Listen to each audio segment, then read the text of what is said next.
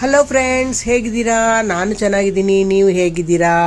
ಈ ದಿನ ನಾನು ಅಕ್ಕಿ ಮತ್ತು ತೆಂಗಿನಕಾಯಿನ ರುಬ್ಬಿಟ್ಟು ಮಾಡುವಂತಹ ಉಪ್ಪಿಟ್ಟನ್ನು ಮಾಡ್ತಾಯಿದ್ದೀನಿ. ತೆಂಗಿನಕಾಯಿ ಉಪ್ಪಿಟ್ಟು ಅಂತ ಹೇಳ್ತೀನಿ. ತೆಲುಗುನಲ್ಲಿ ಕಾಯಿ ಬೀಮ್ ಉಪ್ಪಿಂಡಿ ಅಂತ ಹೇಳ್ತೀವಿ. ಅದು ಹೇಗೆ ಮಾಡಬೇಕು ಅಂತ ನೋಡೋಣ. ಅಕ್ಕಿ ಮತ್ತು ತೆಂಗಿನಕಾಯಿಯನ್ನು ನೆನೆಸ್ಬಿಟ್ಟು ನಂತರ ಅದು ನೆಂದ ಮೇಲೆ ಅದು ರುಬ್ಕೋಬೇಕಾಗುತ್ತೆ. ರುಬ್ಬಿ ಇಡ್ಲಿ ಹಿಟ್ಟು ಹಾಗಿಟ್ಟು ನಂತರ ಅದನ್ನು ಮಾಡಬೇಕು ಉಪ್ಪಿಟ್ಟನ್ನು. ಅದನ್ನೇ ಹೇಗೆ ಮಾಡಬೇಕು ಅಂತ ಅದಕ್ಕೇನೇನು ಪದಾರ್ಥ ಹಾಕಬೇಕು ಅಂತ ನೋಡ್ಕೊಂಡು ಬಿಡೋಣ. ಈ ವಿಡಿಯೋನ ನೋಡೋದಕ್ಕಿಂತ ಮುಂಚೆ ನನ್ನ ಚಾನಲ್ನ ಯಾರು ಸಬ್ಸ್ಕ್ರೈಬ್ ಮಾಡ್ಕೊಂಡಿಲ್ವೋ ಅವರು ಸಬ್ಸ್ಕ್ರೈಬ್ ಮಾಡ್ಕೊಳ್ಳಿ. ಇವಾಗ ಹೇಗೆ ಮಾಡೋದು ಅಂತ ನೋಡೋಣ.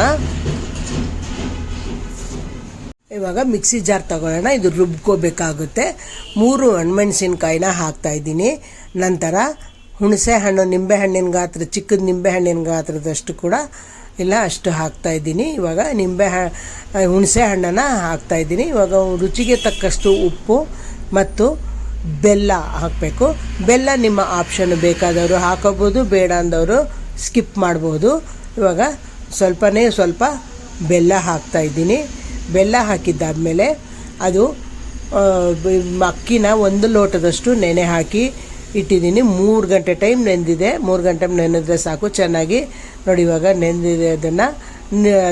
ಅದನ್ನೆಲ್ಲ ತೊಳೆದ್ಬಿಟ್ಟು ನೀರನ್ನು ಬಗ್ಗಿಸ್ಬಿಟ್ಟು ಮಿಕ್ಸಿ ಜಾರ್ನೊಳಗೆ ಅದ್ರ ಜೊತೆಗೇ ಉಪ್ಪು, ಹುಣಸೆ ಹಣ್ಣು, ಮೆಣಸಿನ್ಕಾಯಿ ಹಾಕಿದ್ದೀನ ಅದ್ರ ಜೊತೆಗೆ ಈ ಅಕ್ಕಿನ ತೊಳೆದ್ಬಿಟ್ಟು ಅದನ್ನು ಹಾಕಿಬಿಟ್ಟು ನಂತರ ಒಂದು ಚಿಕ್ಕ ಚಿಪ್ಪನಷ್ಟು ತೆಂಗಿನಕಾಯಿಯನ್ನು ತುರಿದ್ಬಿಟ್ಟು ಅದನ್ನು ಕೂಡ ಹಾಕಬೇಕಾಗುತ್ತೆ. ಪೂರ್ತಿ ಅಕ್ಕಿನೆಲ್ಲ ಹಾಕ್ಬಿಟ್ಟಿದ್ದಾದಮೇಲೆ ನಂತರ ಆ ತೆಂಗಿನಕಾಯಿನ ಕೂಡ ತುರಿದಿರೋ ತೆಂಗಿನಕಾಯಿನ ಹಾಕ್ಬಿಟ್ಟು ಇವಾಗ ರುಬ್ಕೊಂಡು ಬರಬೇಕಾಗುತ್ತೆ. ಇಡ್ಲಿಗೆ ರುಬ್ಕೊಂಡು ಬಂದರೆ ಸಾಕು.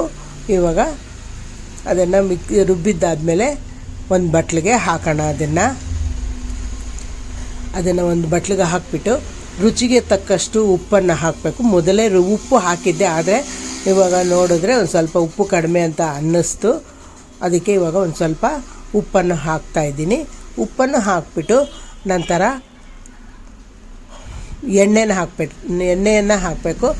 ಎಣ್ಣೆ 1/4 ಸೌಟ್ನಷ್ಟು ಎಣ್ಣೆ ಹಾಕಿದ್ರೆ ಸಾಕು. ಉಪ್ಪು ಹಾಕಿಬಿಟ್ಟು ಎಣ್ಣೆನ 1/4 ಉಪ್ಪು ಮತ್ತು ಎಣ್ಣೆನ ಹಾಕ್ಬಿಟ್ಟು ಚೆನ್ನಾಗಿ ಮಿಕ್ಸ್ ಮಾಡ್ಕೊಳ್ಳೋಣ. ಇಡ್ಲಿ ಹಿಟ್ಟಿನ ಥರ ಅದಕ್ಕಿದ್ರೆ ಸಾಕು. ಇವಾಗ ನಾವು ಇಡ್ಲಿಗೆ ಏನರೊಳಗೆ ಇಡ್ತೀವೋ ಅದರೊಳಗೆ ಇಡ್ಲಿ ಪಾನ್ ಇಡಬೇಕು. ಇಟ್ಬಿಟ್ಟು ನಾನಿವಾಗ ಇಡ್ಲಿದ್ದು ಪಾನ್ ಇಟ್ಕೊಂಡಿದ್ದೀನಿ. ಅದನ್ನು ಇಟ್ಬಿಟ್ಟು ಅದರೊಳಗಡೆ ರಿಂಗ್ ಇಡ್ತಾಯಿದ್ದೀನಿ. ರಿಂಗ್ ಇಟ್ಬಿಟ್ಟು ಅದ್ರ ಮುಳುಗುವಷ್ಟು ನೀರನ್ನು ಹಾಕಿದ್ದೀನಿ. ನಂತರ ಅದು ಹಾಕಿದ್ದಾದಮೇಲೆ ಇಡ್ಲಿ ಪ್ಲೇಟ್ಗಳು ತಗೊಂಡು ಇವಾಗ ಎಲ್ಲ ಮಿಕ್ಸ್ ಮಾಡಿ ಇಟ್ಕೊಂಡಿದ್ದೀನಲ್ಲ ಈ ಹಿಟ್ಟು, ಅದನ್ನು ಅದರೊಳಗೆ ಹಾಕ್ತಾಯಿದ್ದೀನಿ. ಅದರೊಳಗೆ ಹಾಕ್ಬಿಟ್ಟು ಚೆನ್ನಾಗಿ ಹೊಗೆ ಬರೋವರೆಗೂ ಬಿಡಬೇಕು. ಒಂದು 10 ನಿಮಿಷ ಬೇಯಬೇಕಾಗುತ್ತೆ.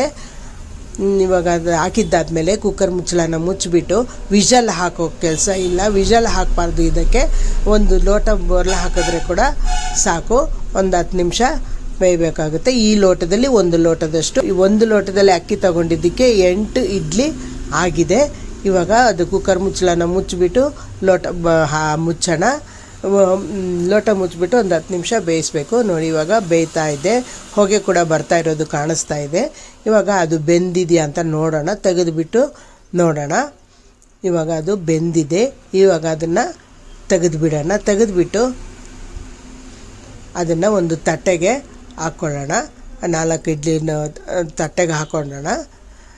ಇವಾಗ ಈ ಇಡ್ಲಿನ ಹಾಗೆ ಕೂಡ ನಾವು ತಿನ್ನಬಹುದು. ಇಲ್ಲಾಂದರೆ ಪುಡಿ ಮಾಡಿ ಅದನ್ನು ಉಪ್ಪಿಟ್ಟು ಮಾಡಬೇಕಾಗುತ್ತೆ. ಉಪ್ಪಿಟ್ಟು ತರಹ ಮಾಡಬೇಕು.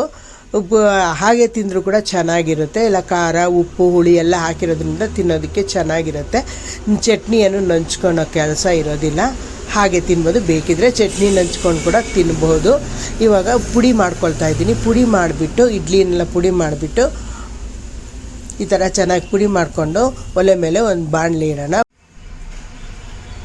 2 ಟೀ ಸ್ಪೂನ್ನಷ್ಟು ಎಣ್ಣೆನ ಹಾಕಿದ್ದಾದಮೇಲೆ ಅದಕ್ಕೆ ಒಂದು ಸಾಸಿವೆ ಕಾಳು ಹಾಕೋಣ. ಅದು ಸಾಸಿವೆ ಕಾಳು ಪಟ ಅಂತ ಸಿಡಿದಿದ್ದಾದಮೇಲೆ ನಂತರ 1/4 ಟೀ ಸ್ಪೂನ್ನಷ್ಟು ಕಡಲೆಬೇಳೆ, 3/4 ಟೀ ಸ್ಪೂನ್ನಷ್ಟು ಉದ್ದಿನಬೇಳೆ ತಗೊಂಡಿದ್ದೀನಿ. ಅದನ್ನು ಹಾಕ್ತಾಯಿದ್ದೀನಿ. ನಂತರ 3 ಹಸಿಮೆಣ್ಸಿನ್ಕಾಯಿ, 2 ಹಸಿಮೆಣ್ಸಿನ್ಕಾಯಿ ಮತ್ತು ಸ್ವಲ್ಪ ಕರ್ಬೇವಿನ ಸೊಪ್ಪು ತಗೊಂಡಿದ್ದೀನಿ, ಅದನ್ನು ಕೂಡ ಹಾಕ್ತಾಯಿದ್ದೀನಿ. ಹಸಿಮೆಣ್ಸಿನ್ಕಾಯಿ ಹೆಚ್ಚಿಬಿಟ್ಟು ಅದನ್ನು ಹಾಕ್ತಾಯಿದ್ದೀನಿ. ಅದು ಸ್ವಲ್ಪ ಫ್ರೈ ಮಾಡ್ಕೊಳ್ಳೋಣ.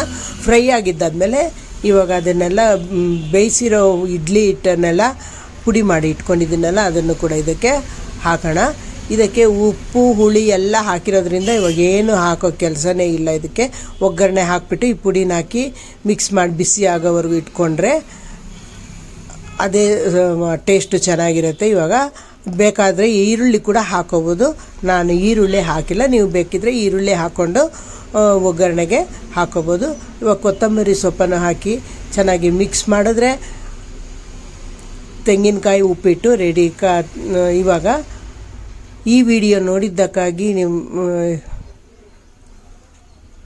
ಈ ವಿಡಿಯೋ ನಿಮಗೆ ಇಷ್ಟ ಆದಲ್ಲಿ ಲೈಕ್ ಮಾಡಿ, ಶೇರ್ ಮಾಡಿ, ಕಮೆಂಟ್ ಮಾಡಿ. ಈ ವಿಡಿಯೋ ನೋಡಿದ್ದಕ್ಕಾಗಿ ತುಂಬ ಧನ್ಯವಾದಗಳು.